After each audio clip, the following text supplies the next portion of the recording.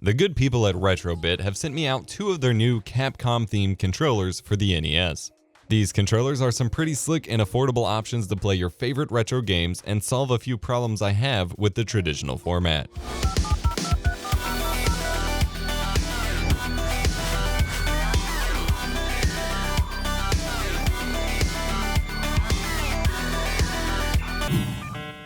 I'm EposVox, here to make tech easier and more fun. Today taking a look at the MegaMan and Ghosts and Goblins themed Dual Link NES controllers from Retrobit. These controllers will work with Nintendo Entertainment System consoles or computers due to this dual link end. At the end of the 6-foot cable, a perfect length for TV gaming by the way, there are 2 plugs, one USB and one NES style connector.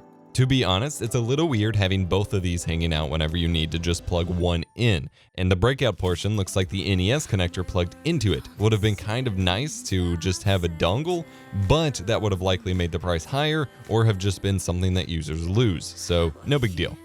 The overall format of the controller is standard. It's a rectangle. It's built well with no flex.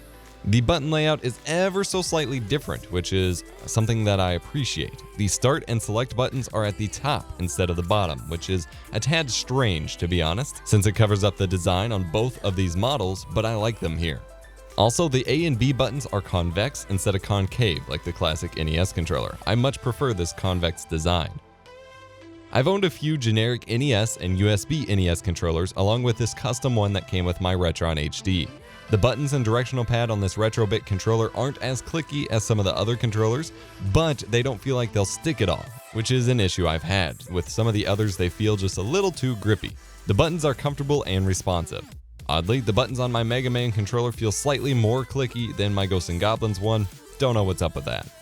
The controllers worked right away via USB in both Windows and surprisingly Linux for emulators. I was quite happy to see this. They also seem to work fine with my Retron HD clone NES. Sadly, my original NES is out of commission right now, but I'll have it fixed soon.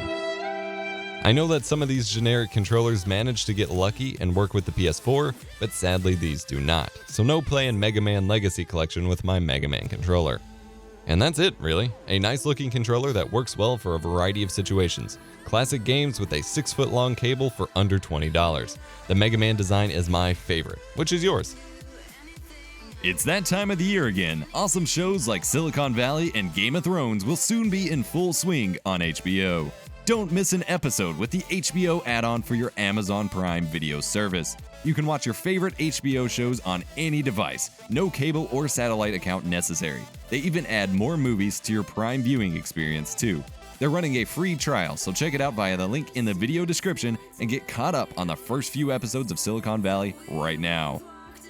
As always, product links will be in the description below that like button. You should blast it if you enjoy the video. Don't forget to subscribe, and I'll see you next time.